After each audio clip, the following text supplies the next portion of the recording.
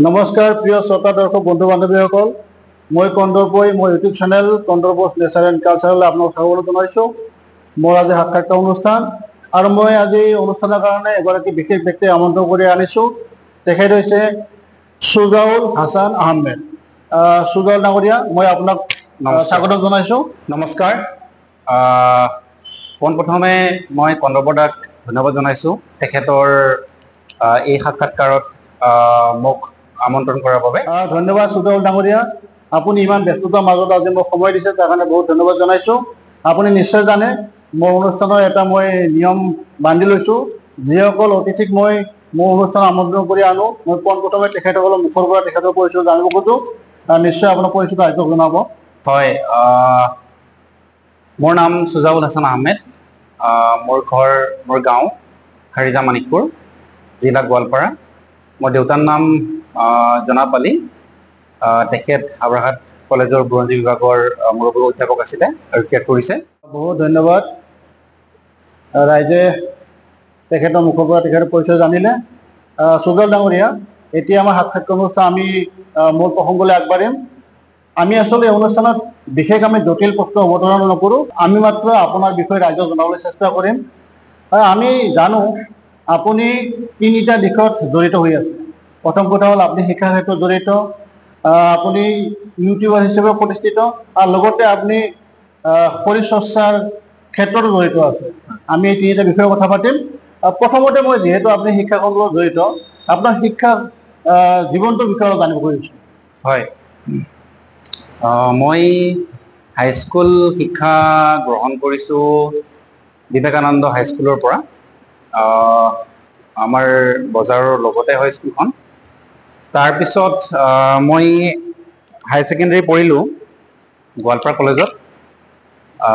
তাৰপিছত 3 বছৰ মই ডিগ্ৰী কৰিলোঁ গুৱাহাটী পাণ্ডু কলেজত। তাৰপিছত মই MA কৰিলোঁ প্ৰথমে আইডলৰ পৰা হিষ্ট্ৰী বিভাগত, আৰু পিছত আৰু এবাৰ MA কৰিলোঁ হিষ্ট্ৰীত, সেইটো হ'ল ইগনোৰ পৰা। ডাঙৰীয়া, ঠিকে আছে, আপুনি শিক্ষাৰ কথা কৈছে। এনে আপুনি বৰ্তমান শিক্ষাখণ্ডৰ লগত কি হিচাপে জড়িত আছে, সেইটো জনালে ভাল হ'ব। মই বৰ্তমান আমাৰ হাবৰাঘাট মহাবিদ্যালয়ৰ হিষ্ট্ৰী ডিপাৰ্টমেণ্টত ডিপাৰ্টমেণ্টটো চলাই আছোঁ মই। যিহেতু মোৰ দেউতা ৰিটায়াৰ্ড হ'ল, আজিম ছাৰো ঢুকালে, গতিকে তেতিয়াৰ পৰাই 2018 পৰাই মই ডিপাৰ্টমেণ্টটো চলাই আছোঁ আৰু এতিয়ালৈকে চলাই আছোঁ। আৰু ৰিচেণ্টলি এটা আমাৰ হাবৰাঘাট কলেজৰ ইণ্টাৰভিউ হ'ল, এইটো জুনিয়ৰ এছিষ্টেণ্টৰ। তাতে এটা পোষ্টত মই এপ্লাই কৰিছিলোঁ, ইণ্টাৰভিউ দিলোঁ, আৰু সেই পোষ্টত মই চিলেকশ্যন হৈছোঁ, কিন্তু মোৰ এতিয়ালৈকে এটা এপইণ্টমেণ্ট এটা অহা নাই। সুজাউল ডাঙৰীয়া, যিহেতু আপুনি হাবৰাঘাট মহাবিদ্যালয় কৃষ্ণাত জড়িত হৈ আছে, আমি জানিব খুজিছিলোঁ মহাবিদ্যালয়ৰ ভিতৰ চৰাৰ বিষয়ে। আমি এখন মহাবিদ্যালয় বুলি ক'লে যিখিনি সা সুবিধাৰ প্ৰয়োজন বুলি ভাবোঁ, হাবৰাঘাট মহাবিদ্যালয় সেইখিনি প্ৰযোজ্য হৈ আছেনে, সেইখিনি আছেনে সুবিধা? হয়, আমাৰ কৃষ্ণাই অঞ্চলবাসী ৰাইজে বহু কষ্টেৰে নিৰ্মাণ কৰা হাবৰাঘাট কলেজখন আজি বহুত ধুনীয়া হৈছে। এতিয়া আগতকৈ বহুত ধুনীয়া হৈছে। এতিয়া টিচাৰ্ছবিলাকো আপোনাৰ চব নতুন নতুন teachers, educated, highly educated teacher, আৰু ষ্টুডেণ্টো আমাৰ বহুত আগতকৈ বহুত ষ্টুডেণ্ট এতিয়া। যিহেতু মই হিষ্ট্ৰী বিভাগত মই পঢ়াই আছোঁ, মই নিজে জানো যে আগত হিষ্ট্ৰী বিভাগত বহুত কম ষ্টুডেণ্ট আছিলে মোৰ দেউতাৰ সময়ত। এতিয়া আপোনাৰ এনেকুৱা হৈছে, হিষ্ট্ৰী বিভাগত আপোনাৰ লেটাৰো পায়, হাই ছেকেণ্ডেৰী লেটাৰ পায়। যোৱা বছৰ আগৰ বছৰ হাই ছেকেণ্ডেৰীত লেটাৰ পাইছিলে মই থকা অৱস্থাতে, আৰু ডিগ্ৰীতো বহুত ষ্টুডেণ্ট, হাই ছেকেণ্ডেৰীতো বহুত ষ্টুডেণ্ট হয়। ঠিকে আছে। এনেই আপুনি জনাত কিবা বিশেষ অসুবিধা আছে নেকি কলেজখনত? কলেজখনত তেনেকুৱা বিশেষ অসুবিধা নাই, আৰু আমাৰ যিহেতু নাকৰ এছেছমেণ্ট হৈ গৈছে, এইবাৰো আমাৰ নাকৰ এছেছমেণ্ট হ'বলৈ গৈ আছে। আশা কৰোঁ আমি সকলোৱে যে আমাৰ কলেজখনে ভাল এটা গ্ৰেড এটা পাব বুলি আমি আশা কৰোঁ। ভালকৈ কাম কৰি আছোঁ, এতিয়া মই কামেই কৰি আছিলোঁ। বিগত যিটো এছেছমেণ্ট হ'ল, হয় হয়, কি গ্ৰেড পাইছিলে কলেজখনে? বিগত যোৱা বছৰ 5 বছৰ মূৰে হয়তো এইটো আপোনাৰ B পাইছিলে চাগে। এইবাৰ নিশ্চয় উন্নত হোৱা আশা আছে। উন্নত হোৱা, তাৰমানে তেতিয়া মই নাছিলোঁ, পঢ়ি আছিলোঁ বাহিৰত। এতিয়া এইবাৰ মই নিজে কাম কৰি আছোঁ। এনেই আপুনি এতিয়া অফিচিয়েলি পষ্টৰ কাৰণে ইণ্টাৰভিউ দিছে? হয়, অফিচিয়েলি তাত আপুনি পাছ কৰিছে? ঠিকে আছে, জুনিয়ৰ এছিষ্টেণ্ট পষ্ট। কিন্তু এনে আপোনাৰ আশা আছে নেকি যে এজন শিক্ষক হিচাপে নিযুক্তি পোৱাৰ? আশা আছে, বহুত আশা আছে। কেতিয়াবা যদি পাওঁ সেই চান্সটো মই লোৱাৰ কাৰণে চেষ্টা কৰিম। আৰু তাৰ কাৰণে আজিকালি PhD নেট এইবিলাক কৰিব লাগে। গতিকে সেইখিনি মই কৰাৰ চেষ্টা কৰি আছোঁ। যদি হয় পিছলৈ তেনেহ'লে মই টিচাৰ হ'বৰ কাৰণে যথেষ্ট আশাবাদী। ঠিকে আছে, আমি আপোনাৰ শিক্ষা জীৱনৰ বিষয়ে কলেজখনৰ বিষয়ে কিছু কথা পাতিলোঁ। আমি এতিয়া আপোনাৰ এটা পৰৱৰ্তী এটা অধ্যায়লৈ যাম। আমি দেখিছোঁ ইউটিউবত আপুনি যথেষ্টভাৱে ব্যস্ত হৈ থাকে। আপুনি এজন ইউটিউবাৰ হিচাপে প্ৰতিষ্ঠিত হৈছে। আমি এইখিনি জানিব খুজিছিলোঁ, আপুনি ইউটিউবৰ ভিডিঅ'ৰ কাৰণে ভাৰতৰ চুকে কোণে আপুনি মটৰ চাইকেল লৈ বাইক লৈ ঘূৰি ফুৰে, এইটো এটা এডভেঞ্চাৰ। সেই সম্পৰ্কে আপোনাৰ অভিজ্ঞতাৰ বিষয়ে আমাক দৰ্শকক জনাব নেকি? হয়, এডভেঞ্চাৰ বুলি ক'লে মোৰ মানে লাইফৰ এটা পাৰ্ট বুলি ক'ব পাৰি। এডভেঞ্চাৰ মই বহুত ভাল পাওঁ। বাহিৰত ঘূৰি বাইক লৈ মই বহুতেই ভাল পাওঁ।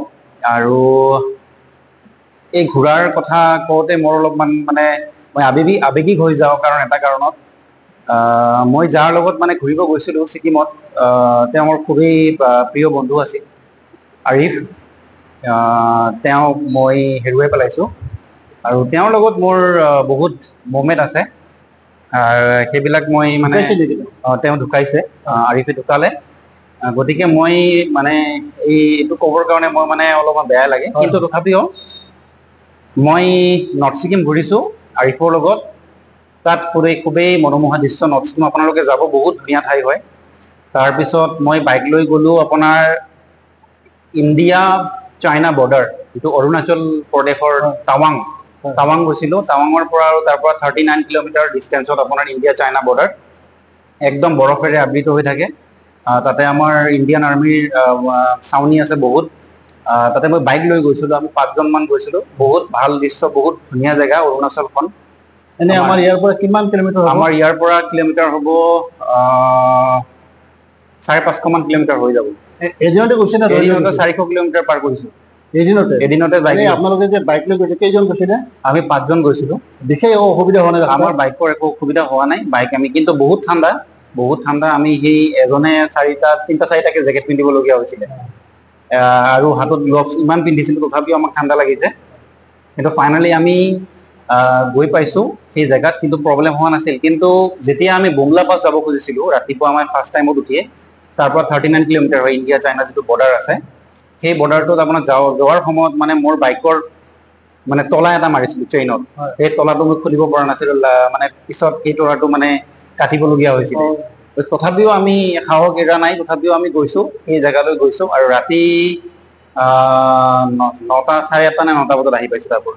এনেই মই জানিব খুজিছোঁ, যিহেতু এটা এডভেঞ্চাৰ, এটা ভাল যাত্ৰাই হৈছে আপোনালোকৰ, তাত বিশেষ আৰু কিবা ভাল লগা তেনেকুৱা কিবা অভিজ্ঞতা? ভাল লগা মানে মানুহ, আচলতে মোৰ মতে মানুহ মানে জীয়াই থাকিলে এডভেঞ্চাৰ কৰিব লাগে। বাইক লৈ নহয়, মানে এনেই ফুৰিব যাব লাগে। মানে ফুৰাটো মানুহৰ জীৱনৰ মানে এটা লাইফৰ হ'ব লাগে, এটা মানে ডাঙৰ এটা পাৰ্ট। মানে সেইটো এটা মানে জীৱনৰ পাৰ্ট বুলি লৈ ল'ব লাগে। আৰু মানে ফুৰিব গ'লে আপোনাৰ মাইণ্ডটো বহুত ষ্ট্ৰং হয়, প্লাছ আপুনি বিভিন্ন ধৰণৰ মানুহ লগ পাব। আৰু আপোনাৰ যিটো আপোনাৰ কিবা যি টেনচন থাকে, সেইটো আপোনাৰ ৰিলিফ পাব। তাৰমানে ইমান মানে মনোমোহা দৃশ্য, বাহিৰৰ দৃশ্যবিলাক আপোনাৰ চালে আপোনাৰ মানে মনটো ভাল লাগি যায়। এনেই ডাঙৰীয়া, আপুনি কিমানবাৰ মান গ'ল বাহিৰত বাইক লৈ? মই অৰুণাচল গ'লোঁ, ছিকিম গ'লোঁ, তাৰপিছত শ্বিলংতো গৈয়ে থাকোঁ। আৰু যোৱাৰ ইচ্ছা আছে, কাশ্মীৰলৈকে যোৱাৰ ইচ্ছা আছে মোৰ।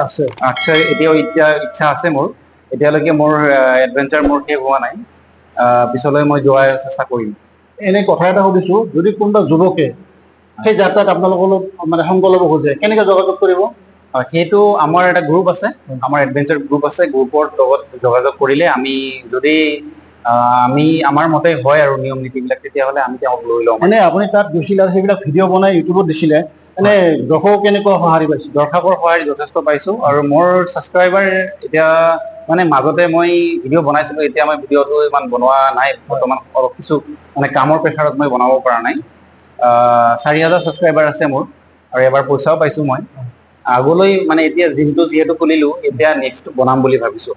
এনে যিহেতু ইউটিউবৰ কথা ওলাইছে, যিখিনি ল'ৰা ছোৱালী যুৱক যুৱতী ইউটিউবত তেওঁলোকে লাগিব খোজে, পেচা হিচাপে গ্ৰহণ কৰিব খোজে, কেনেকৈ আগবাঢ়িব আচলতে?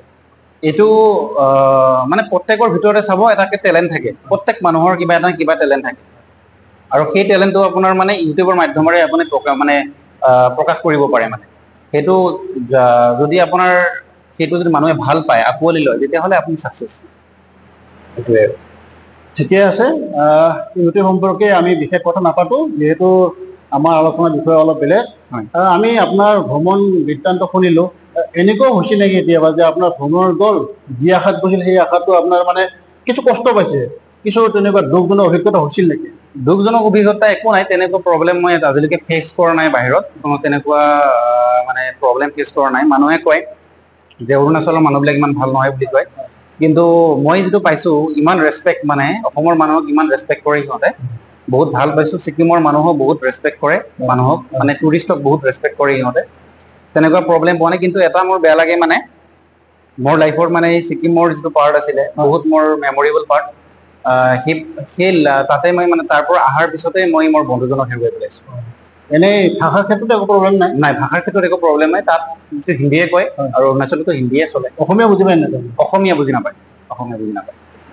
আমি যিহেতু এডভেঞ্চাৰ আৰু আপোনাৰ ভ্ৰমণ কাহিনীৰ বিষয়ে কথা পাতি আছো, এনেই এই যাত্ৰাবিলাকত খৰচ পাতিৰ কথা আছে, অত্যাধিক খৰচ হয় নেকি?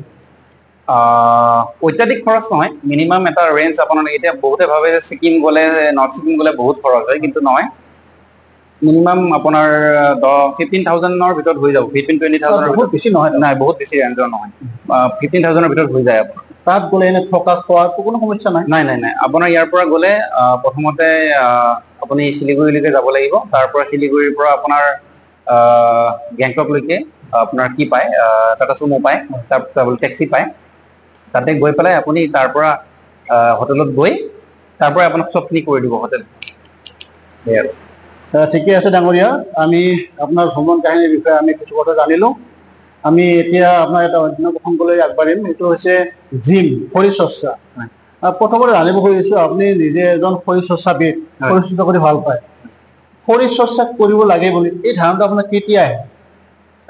এইটো ক'ব গ'লে, যেতিয়া মই হায়াৰ ছেকেণ্ডেৰী মানে মেট্ৰিক যেতিয়া মই দিছো, দিয়াৰ পিছত মই যেতিয়া পাছ কৰিলো মেট্ৰিক, তেতিয়া মই গোৱালপাৰা কলেজত পঢ়িছো। হায়াৰ ছেকেণ্ডেৰী মই গোৱালপাৰা কলেজত পঢ়িছো।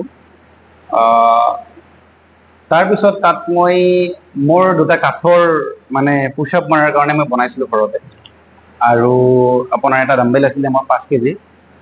তেতিয়াৰ পৰা মোৰ এটা মানে নিচা আছিলে জিমৰ প্ৰতি। মই কলেজ 3-3:30 বজাত ছুটি হৈছিলে, গৈ পেলাই ঘৰত গৈ পেলাই মই কি কৰিছিলো, আপোনাৰ এক্সাৰচাইজ কৰিছিলো 1 ঘন্টামান। তেতিয়া মানে কিছুমান এনেকুৱা আছিলে, মানে ওচৰতে তাৰে ভাড়া আছিলো, যিহেতু জেঠাৰ ঘৰত আছিলো, যিহেতু মই মোক কৈছিলে, তুমি কি কৰা এইবিলাক, মানে এইবিলাক পাগলেহে কৰে বুলি কৈছিল মানে মোক। কিন্তু মই সিহঁতক কৈছিলো যে মই এদিন দেখুৱাম বুলি কৈছিলো, যে মই এদিন দেখুৱাম, বডি বনাই দেখুৱাম। এই বডিটো কি বস্তু হয়, মানে শৰীৰ চৰ্চাটো কি হয়। তাৰপিছত মই তেনেকে ঘৰ ৰুমতে কৰিলো 2 বছৰ। গুৱাহাটীলৈকে গ'লো মই। গুৱাহাটীলৈকে পাণ্ডু কলেজত পঢ়ি থকা অৱস্থাত তাত মই নিশা জিম বুলি এখন জিম আছিলে মালিগাঁৱত। ইমৰান দা বুলি তাৰ মালিকৰ ল'ৰা। মই খুবেই মানে ভাল ডাঙৰ ভাই হিচাপে মানো মই। আৰু এই মেচিন বিলাক চব তেখেতে মোক কিনি দিছে, আৰু তেখেতক মই ধন্যবাদ জনাইছো যথেষ্ট। তেখেতৰ সকলৰ জিমত মই জিম কৰিছো 5 বছৰ মান কণ্টিনিউ, আৰু তাৰ পৰাই মই এটা ভাল মানে বডি প্ৰভাৱ কৰিব পাৰিছো তাৰমানে। এনেই যিহেতু শৰীৰ চৰ্চা কৰি আছে আপুনি, এনে কেতিয়াবা প্ৰতিযোগিতাত অংশ লৈছিল নেকি? প্ৰতিযোগিতাত মই অংশ লৈছিলো 2014 চনত আৰু 15 চনত। মিষ্টাৰ গোৱালপাৰা প্ৰথম আমাৰ গোৱালপাৰা ডিষ্ট্ৰিক্টত আৰম্ভ হৈছিল, তেতিয়া মই অংশগ্ৰহণ কৰিছিলো। আৰু অংশগ্ৰহণ কৰাৰ পিছত প্ৰথমবাৰ পালো মই 5th, আৰু পিছৰ বাৰ পাইছিলো মই 3rd। মিষ্টাৰ গোৱালপাৰা। তাৰপিছত আপুনি আহি এটা জিম চেণ্টাৰ খুলিম বুলিও এটা আপুনি ভাবিলে, আৰু এই জিম চেণ্টাৰ যে খুলিম বুলি ভাবিলে, ইয়াৰ আৰু কি ৰহস্য লুকাই আছে, কিয় ভাবিলে? মই মানে চাওঁ, মানুহৰ আজিকালি মানে এনেকুৱা হৈছে, মানুহ মানে অকল পইচা ইনকাম কৰাৰ পিছতহে মানুহ দৌৰি থাকে। অকল পইচাটোৱে জীৱন নহয়। পইচা ইনকাম কৰাৰ লগে লগে শৰীৰটোৰ আপোনাৰ যদি অংগ এটা বেয়া হৈ যায়, তেতিয়া আপুনি পইচা দি কিনিলে কেতিয়াও নাপায়। গতিকে মানে এক্সাৰচাইজ কৰিব লাগে চবে। সেইটো হিচাপত আৰু এটা মোৰ ড্ৰিম আছিলে। ড্ৰিম থকাটো চবৰে ড্ৰিম থাকিব লাগে, সপোন থাকিব লাগে, যে এখন জিম ষ্টাৰ্ট কৰাৰ।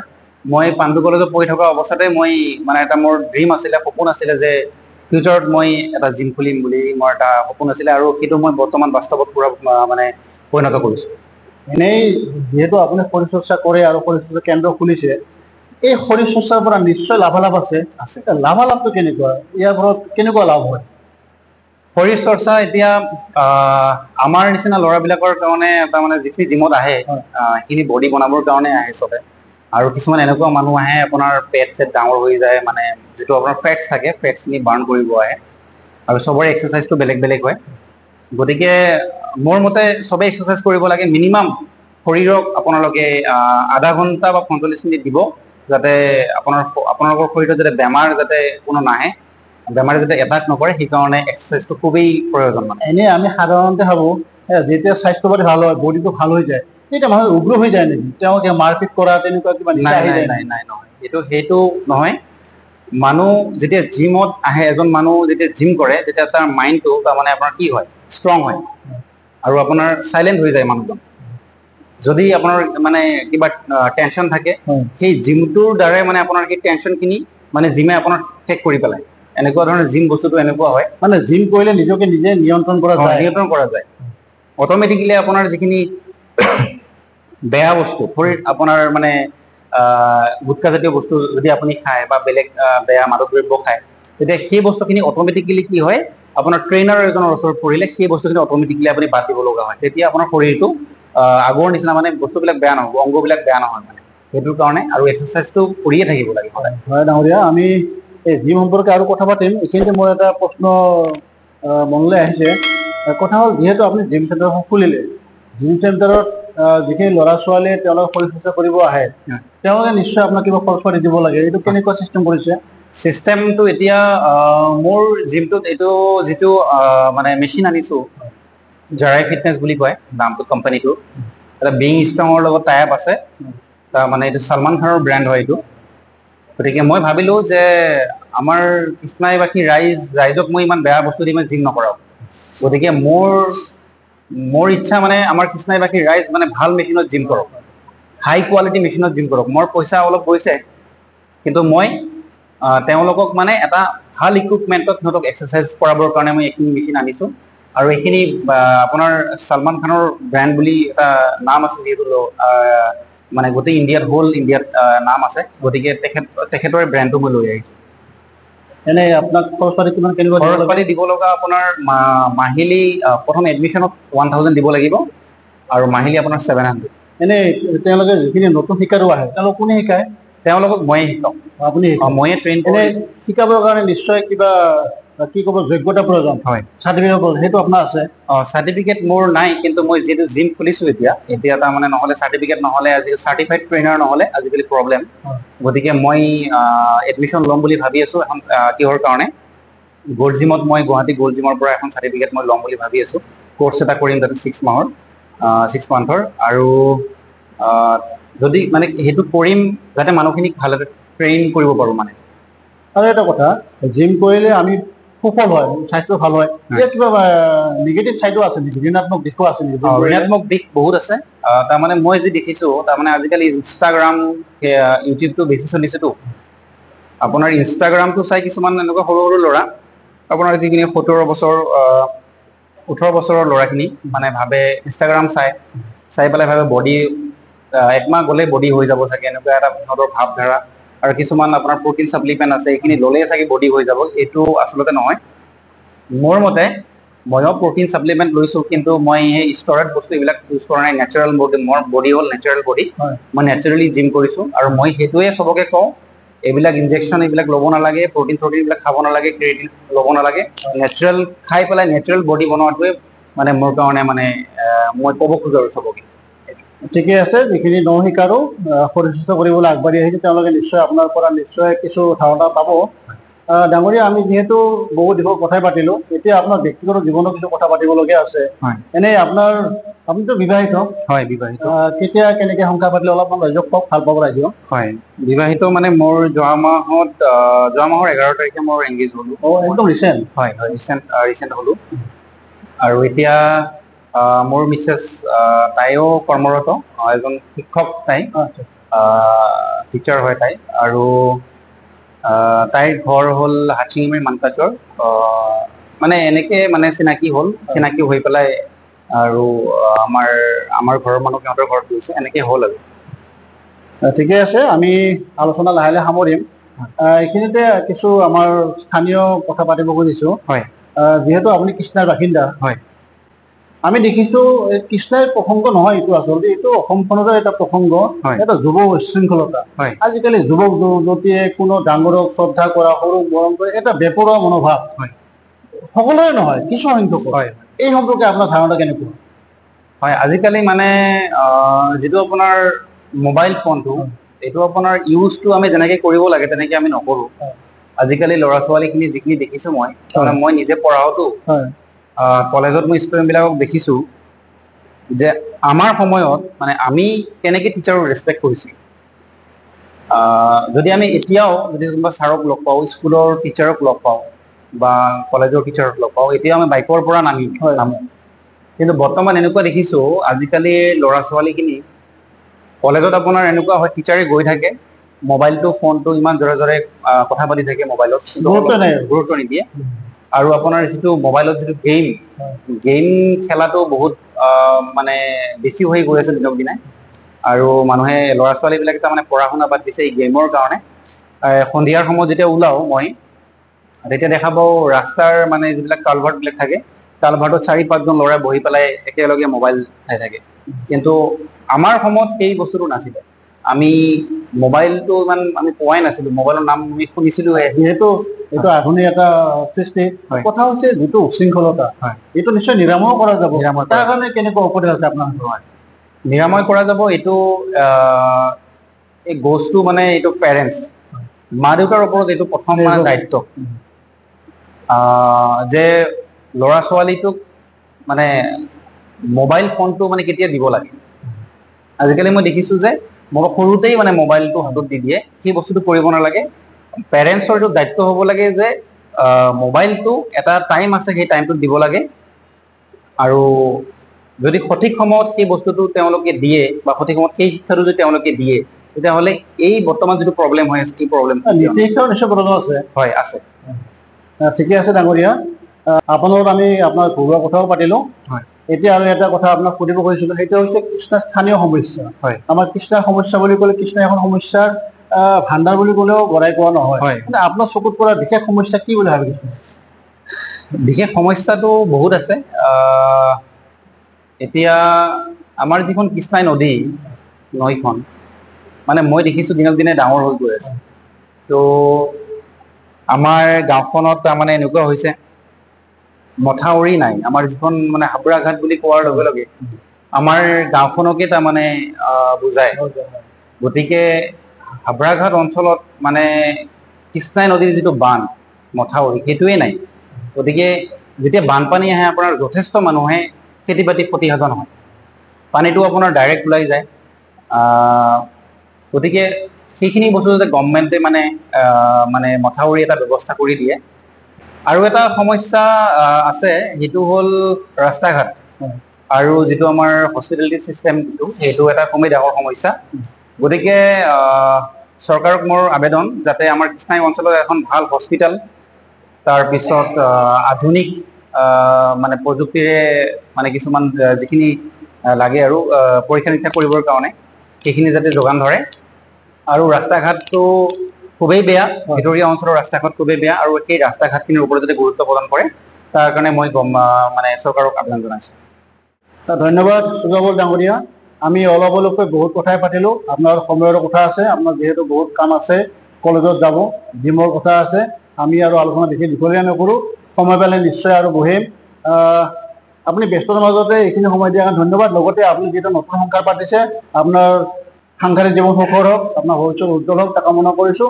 আৰু লগতে যিখিনি দৰ্শক এতিয়ালৈকে মোৰ চেনেলটো চাই আছে, তেওঁলোকক মই অনুৰোধ জনাইছোঁ, যিসকল লোকে এতিয়া মোৰ চেনেলটো ছাবস্ক্ৰাইব কৰা নাই, ছাবস্ক্ৰাইব কৰক, লাইক কৰক, কমেণ্ট কৰক আৰু শ্বেয়াৰ কৰক। ধন্যবাদ। প্ৰণৱদা, ধন্যবাদ, আপুনি মোক আপোনাৰ অনুষ্ঠানলৈ মাতিলে। আৰু ৰাইজকো মই অনুৰোধ জনাইছোঁ, প্ৰণৱ দাই যে ক'লে যে তেখেতৰ চেনেলটো ছাবস্ক্ৰাইব কৰিবৰ কাৰণে, সকলোৱে ছাবস্ক্ৰাইব কৰক চেনেলটো। আৰু ফেচবুকত আপোনাৰ তাতে লিংক দিয়াই আছে, ইউটিউবৰ লিংক আছে, ফেচবুকৰ আপোনাৰ যিটো পেজ আছে, পেজৰ লিংক আছে, আপোনালোকে ফ'ল' কৰক, লাইক কৰক, শ্বেয়াৰ কৰক, কমেণ্ট কৰক। ধন্যবাদ, নমস্কাৰ।